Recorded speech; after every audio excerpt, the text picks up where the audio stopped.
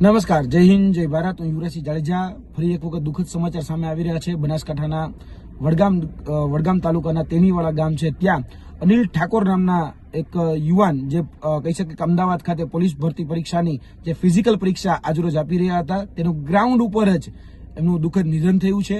જોવા જઈએ તો છેલ્લા 20 કે 25 દિવસની અંદર આ 9મો એ ઇન્સિડન્ટ આપણી સામે આવ્યો છે. આ 9મી ઘટના જે છે આપણી સામે આવી છે. કદાચ આના કરતા વધારે ઘટના પણ બની હોઈ શકે છે.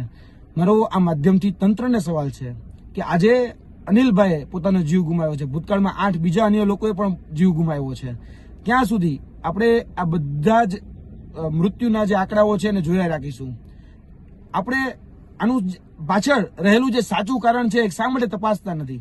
શા માટે આની પાછળ રહેલા જે જવાબદાર કારણો હોય એની ઉપર કોઈ એક્શન લેવામાં નથી આવતા? ખરેખર રાજ્ય સરકારે તાત્કાલિક ધોરણે મુખદર્શક કે ધૃતરાષ્ટ્ર બન્યા વગર આની ઉપર તાત્કાલિક એક્શન લેવાની જરૂર છે. કેમ કે આજે અનિલભાઈ ઠાકોર એના પોતાના પરિવારનો એકનો એક દીકરો હતો, લગભગ 22 વર્ષની ઉંમર હતી. આજે પોતાનો જીવ ગુમાવ્યો છે. એવા 8 થી 9 ઉમેદવારો ગ્રાઉન્ડ ઉપર જ કહી શકાય, કોઈ ગ્રાઉન્ડ ઉપર કદાચ તો ગ્રાઉન્ડ પૂરું થઈ ગયા પછી હાર્ટ એટેકના કારણે એ સતત 8મો અને 9મો મૃત્યુ છેલ્લા 20 દિવસની અંદર આપણી સામે આવ્યું છે. આના કરતા વધારે પણ હોઈ શકે છે, પરંતુ તંત્ર આટલું નિષ્ઠુર કઈ રીતે હોઈ શકે છે? તંત્રએ પણ જવાબદારી લેવી જોઈએ.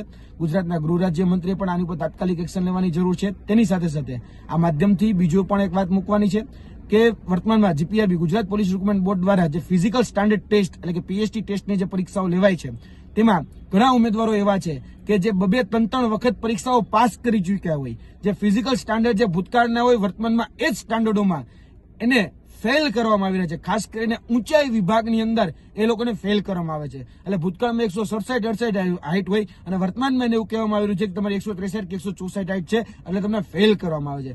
ઘણા બધા ઉમેદવારો તો એવા છે કે જે એસઆરપીએફ હોય કે અનારામની અંદર ક્યાંક નોકરી કરતા હોય અને પીએસઆઈ બનવાનું સપનું હાટું એ અત્યારે આ જે ગુજરાત પોલીસ રિક્રુટમેન્ટ બોર્ડ દ્વારા જે પરીક્ષાઓ બહાર પાડવામાં આવી છે એના માટે પરીક્ષા આપતા હોય. એટલે ક્યાંક ને ક્યાંક જોવા જઈએ તો એ ઘણા બધા એવા ઉમેદવારો છે જેની સાથે આ ઘટનાઓ ઘટી છે. 40 જેટલા ઉદાહરણો તો અમારી સામે છે કે જે ભૂતકાળની પરીક્ષાઓ પાસ હોય પરંતુ વર્તમાનમાં એને ઊંચાઈમાં એને ફેલ કરવામાં આવ્યું. હવે તમે પણ સમજી શકો છો કે એક વ્યક્તિની ઊંચાઈ 167 ઓલરેડી ભૂતકાળમાં હોય તો એની ઘટી કઈ રીતે શકે? એટલે આવું બન્યું છે, વર્તમાનમાં બની રહ્યું છે. તો તાત્કાલિક ધોરણે આની ઉપર એક્શન લેવા ખૂબ જરૂરી છે. અને જે અધિકારીઓને આ બાબતની જાણ કરવામાં આવે છે એ અધિકારીઓ ઉમેદવારો સાથે ખૂબ જ કહી શકાય કે ગેરવર્તન કરી રહ્યા છે અને હળધૂત કરી રહ્યા છે અને એને ધાક ધમકીઓ આપી રહ્યા છે. ત્યાં સુધીની ફરિયાદો અમારા સુધી મળેલી છે.